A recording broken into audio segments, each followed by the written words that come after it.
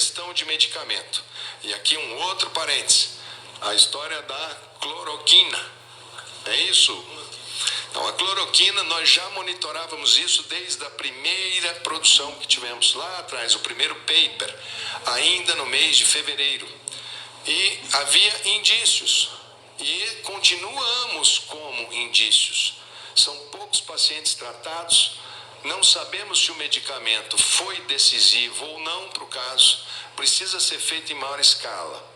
Mas a partir do momento que se coloca de uma maneira universal, como foi colocado, aquela parte que organizávamos precisamos fazer, e já tínhamos grupos em pesquisa já analisando, mas número restrito, agora quando uma pessoa entra em estado grave, a família pede, fica quase impossível para o médico dizer, olha, eu vou aguardar a pesquisa. Nesse momento acaba sendo uma pressão muito grande pela utilização. Esse medicamento, o Brasil tem total capacidade de produção, temos matéria-prima, temos condição de abastecer todo o território nacional para todos os casos que tivermos, e temos condição, inclusive, de emprestar para outros países, porque ele é pano de fundo de medicamento de malária. Fiocruz faz, laboratórios privados brasileiros fazem, Laboratório do Exército tem capacidade de fazer, enfim, temos capacidade de solucionar o nosso parque. O que estamos aguardando um pouco para colocar é qual vai ser o protocolo, qual é a dosagem, de quanto em quantas horas, quem vai usar, se vai ser usado somente para os pacientes internados, é o que me parece de mais bom senso. Por quê? As pessoas com essa sensação de iminente perigo, elas foram às farmácias e adquiriram um medicamento que é para malária e é também usado para doenças como lúpus e artrite reumatoide como um coadjuvante. Então compraram, deixaram os pacientes que têm lúpus e artrite reumatoide que usam esse medicamento desabastecidos, quer dizer, essa corrida paralela atrás desse medicamento, que tem efeitos colaterais intensos e que não devem ficar dentro da casa para serem tomados sem a devida orientação médica, porque ele guarda consigo possíveis efeitos colaterais que podem ser muito mais graves, muito mais danosos do que uma gripe que quase metade da população não vai pegar essa gripe, porque se metade entrar em contato com o vírus, a outra metade está protegida. Então metade da população brasileira não vai ter essa virose. Da metade que vai entrar em contato, mais da metade não vai nem ter sintoma. Vai simplesmente desenvolver anticorpo. Ele pega só um resto de vírus, uma coisa. Dos que tiverem sintoma, quase 85%. E eu acho que no Brasil, nesse ponto, os estudos vão mostrar, acho que como a gente tem uma base populacional jovem, eu acho que o nosso comportamento vai ser melhor frente ao vírus. Eu acho que a gente pode ter um grande cordão imunológico com menos casos graves. E a gente pode vir a ter utilização hospitalar de 15% daqueles que, dos 50%, 85%, 50% não vão ter nada, 15% vão ter sintoma, e a grande maioria dos que vão ter sintoma terão sintomas leves. E depois uma minoria vai necessitar de internação hospitalar.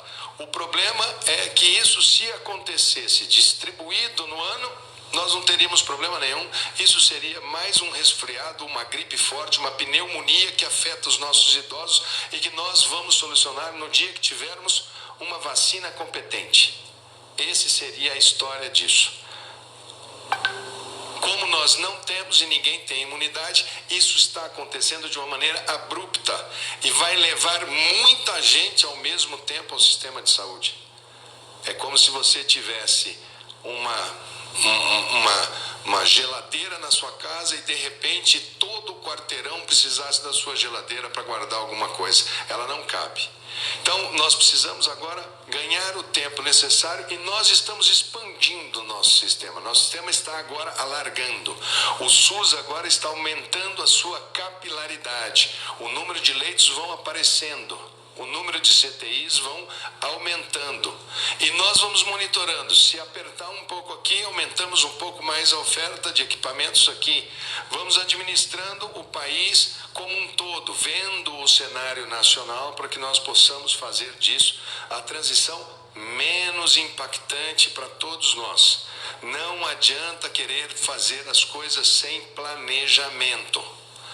Amanhã começa a vacina da gripe, que é tradicional no Brasil.